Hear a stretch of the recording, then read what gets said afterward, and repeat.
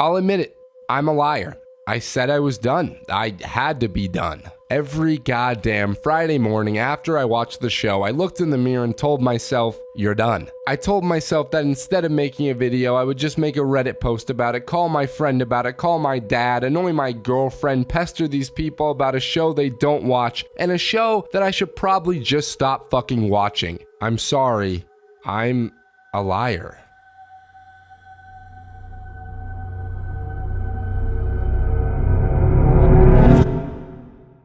I'm not usually one to call something the worst. What could be the worst to me could be the best to you. I'm not here to tell you you're wrong for enjoying something. I'm here to explain once again why I can't enjoy this something. I'm here to say with 100% certainty that Titans Season 1 and now Season 2 are the two worst seasons of superhero television that I have ever had the displeasure of viewing. Sure, the CW shows like Arrow, Flash, Batwoman look much cheaper and often repeat the same storylines. Sure, Iron Fist Season 1 and the later seasons of Jessica Jones are criminally slow and filled with filler, but no other cape show is this messy, this insanely clumsy, this seemingly thoughtless in its structure and execution. No other cape show has ever made my mouth drop in confusion and disbelief week after week. Nothing about the plot makes sense. The choices made behind the camera don't make sense. Nothing about these beloved characters nor their arcs makes a shred of sense. I said at the end of the last Titans video that I'm sure plenty of creators work very hard to make this series happen. I'm sure they put an insane amount of effort into the show, and that deserves tremendous respect. I just want to make it clear that this video isn't a personal attack on them. It's not even meant to be a personal attack on the show itself. Just a personal, passionate opinion on this adaptation of some of my favorite DC Comics characters. Sometimes I get carried away, and I definitely am gonna get a bit crazy here, but try to remember to never attack someone's art out of malice, but criticize it out of love. I really don't even know where to begin with this one. On the day of the Season 2 finale, when my Titans obsession and depression had reached an all-time high, I was hopeless until I got a mysterious package in the mail. I opened the box, and to my surprise, it was the exact opposite of Titans. It was something that I loved. It's almost like the universe knew I needed this, knew I needed every single Blu-ray version available of Quentin Tarantino's acclaimed 9th film, Once Upon a Time in Hollywood, which is now available on 4K Ultra HD, Blu-ray, DVD, and digital. And you can get your copy today using that sexy link in the description. Watching any Tarantino movie is like being transported into the mind of an extremely talented director who just wants to share his passion with the audience. A director who gets these wonderful, critically praised, but more importantly, honest and real performances from acting all-stars like Leonardo DiCaprio, Brad Pitt, and Margot Robbie. I'm obsessed with watching and constantly rewatching the bonus features, the behind the scenes of my favorite films. Each of these sets comes with over 20 minutes of deleted scenes and tons of funky bonus features that break down everything from the insanely meticulous production design to the textured and stunning cinematography by Robert Richardson. The 4K limited edition comes with a Mad Magazine parody of the film, a freaking 7-inch vinyl record, and this cool as hell vintage poster. If that isn't groovy enough for ya, you can pick yourself up this limited edition Blu-ray with collectible postcards available at Walmart, an in-world film magazine available at Target, and a collectible steelbook available at Best Buy. So what are you waiting for? If you like Tarantino, who doesn't? If you like film, then click that link and get yourself a 4K UHD copy, or a Blu-ray copy, or a digital copy, or freaking all the copies of Once Upon a Time in Hollywood today. Anyways, I'm going to try to keep this as brief as possible. I've made way too many videos about Titans and 3 negative videos in a row, and I want to go back to talking about things I love. But first, I need to vent. So at the end of Titans Season 2 Episode 1, we were promised a brighter future for these characters. A brighter future for the show. A future where these group of heroes were a team. I'm out. I'm going with you. I'm out too. Can I go with you? Let's go. A future where Dick Grayson finally got over his angst from Season 1 and became the kind-hearted hero he was meant to be. A future where this group gets their shit together and starts saving more people than they kill. Titans Season 2 is essentially Titans Season 1, with more underdeveloped characters and underutilized actors. There are so many useless characters this year, useless storylines that end up going nowhere. I genuinely feel bad for the writers. The showrunners wrote themselves and the entire crew into a ditch they just keep on digging. How far does this ditch go before the show gets a new creative team? Nobody knows. When I say that the bulk of the main characters from Season 1, Beast Boy, Raven, Starfire, have nothing to do for half of the season, I'm not exaggerating. They literally do nothing. Some of them even disappear for episodes at a time. Starfire has a subplot that sets up her sister for Season 3. She doesn't grow, she doesn't change. If anything, she regresses. Raven goes on the run, somehow learns to control her powers, does this, and then ends up going to Themyscira. Beast Boy gets mind controlled by Cadmus, murders a bunch of innocent people, and then is freed from that mind control by the power of underdeveloped love. Hell, even the side characters from last year like Jason, Donna, Hawk, Dove, and now Rose Wilson and Superboy spend most of the season doing nothing of importance. Hawk gets over his addiction problems during a time jump only to fall back into them just to get over them by the end of the same episode. Dove and Hawk both indirectly cause the death of this boy they were helping recover, then forget about the boy and go lip sync a cover of Ain't No Mountain High Enough. And then get reminded about the boy only to do nothing about it. Superboy has a really strong start, probably the best episode of the show, but then goes into a coma for a few episodes only to be brainwashed by Cadmus, murders this dude, and is eventually freed from the mind control by the power of underdeveloped family. And Donna gets electrocuted and dies? She saw us as family. Need to save Dick.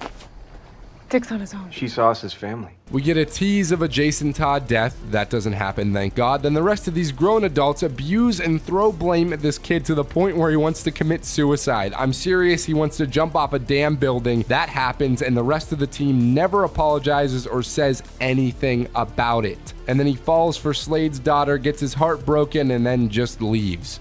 But these are all subplots, side stories that are either never finished or not given nearly enough time to matter, or just not worth diving into at all. Their purpose isn't really to provide meaningful character development or growth, but to give the characters and actors something to do. The main plot, it'd be generous to call this a plot, of the season involves Slade and, you guessed it, Dick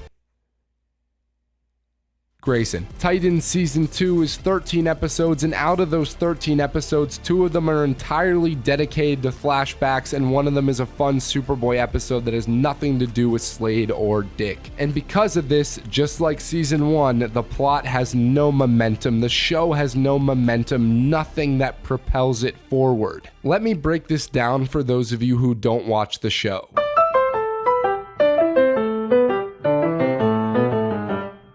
Years before Season 2, the Titans were a team of superheroes.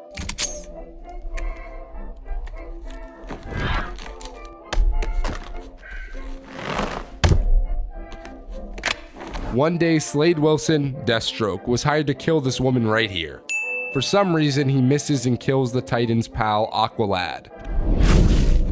The Titans tell Dick to be Batman and get revenge on Slade no matter the cost. Dick befriends Slade's son, Jericho, who has the power to jump into other people's bodies, and uses him to get to his father. Slade finds out and is mad. Dick and Slade fight. Jericho, being the kind soul that he is, pulls a Harry Osborn and saves Dick, killing himself in the process. Dick, for some reason, tells the Titans that Slade killed Jericho before he even got to the church. The Titans disband because of Jericho's death, and Slade vows to kill them all if they ever reform. Now, none of this, and I genuinely mean none of this, was ever established or even hinted at in Season 1, but apparently Jericho's death haunts every member of the Titans, especially our boy, Richard. Now, back in the present day, Dick confesses that Jericho died saving him. I'm sorry. You all deserved more. And the Titans respond by, You lying sack of shit. How many other fucking half-truths have you told us? My brother's dead because of you. I'm out. I'm going with you. I'm out too. Can I go with you? Let's go.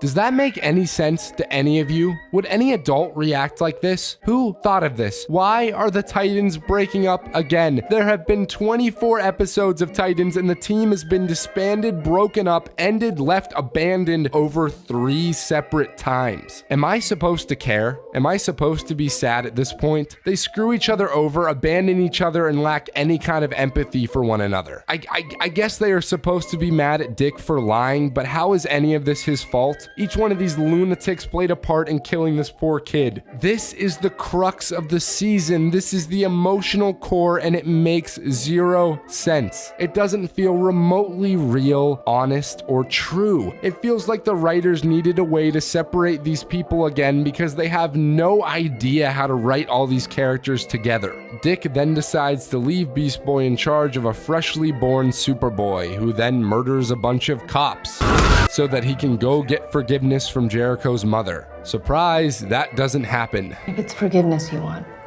you should try in there. Slade, who now shares a body with his son, is sitting on the couch watching TV. Isn't this man a wanted criminal, an assassin, a murderer? Why isn't Dick throwing his ass in jail? Anyways, Slade tells him he won somehow and acts like he succeeded in his master plan even though he had no real plan, kinda like the season, and played no part in breaking up the Titans. Dick then goes and gets himself arrested because in his mind, that's the only way to atone for what he did. You get it? The episode's called Atonement. He goes to fucking jail so that he can hear this story that gives him the idea for Nightwing. A bird that comes in the night and saves people? Yes. That's not atonement. That's not being responsible. That's the definition of running away and hiding from your problems. I'll be back. Where are we going today? Far, far away from people. Excuse me, sir?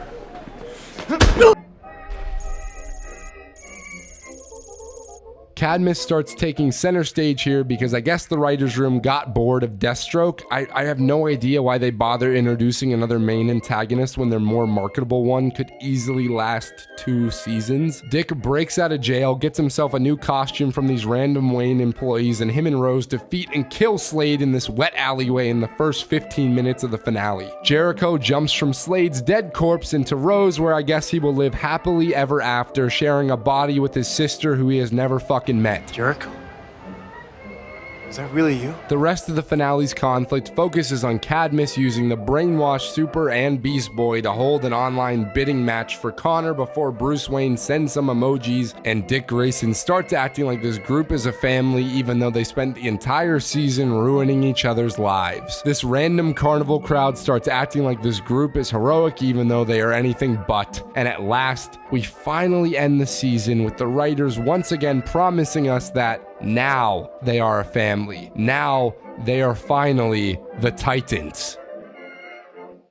Jesus Christ, it's insane. In-fucking-sane. I have watched plenty of messy shows. I have enjoyed plenty of messy shows, but I have never seen a show in my life that has made this little sense. There are so many weird things. So many. Why do these writers keep trying to tease Jason's death when he's barely a fleshed out character? Why can the actor barely move in Deathstroke's costume? Why does Dick's hallucination of Bruce interact with people once Dick leaves the scene? Why does Dick share more screen time with hallucination Bruce than with actual Bruce? Why is Jason almost dying and then jumping off a building because of the Titans not more of a thing? Why does Jason Todd have no lines with Bruce? Why does literally no one care about Jason Todd? Why does the marketing team color correct the show for the trailers and it looks better than the actual show? Why in Dick's fever dream does he see medium shots of himself from the previous episodes? What is the point of Dick seeing the Nightwing symbol in prison or hearing this legend of a blue bird who saves people if Bruce had already made him the Nightwing suit before any of this? Why does it take him so long to realize that Jericho's spirit is in Slade when literally everyone watching knew that? Why is Slade's mole inside the team set up to be a big reveal, but then it turns out to be Slade's daughter? Why does Hawk get a subplot that completely kills the momentum in the episode before the finale? Why isn't Dick a wanted criminal who broke out of prison? Why am I still talking about this show? It's no wonder that most of the performances feel hollow and soulless because these characters are hollow and soulless. No wonder the direction is sloppy and lacks clear vision because the show has no clear vision. Imagine being an actor, a director, and trying to find the truth, the realness in any of this. The characters are whatever the writers want them to be in whatever episode. Backstories are made up up as they go along, personalities shift constantly, all in the service of a predictable and convoluted plot. The only consistently written character that's worth caring about is Crypto the Superdog.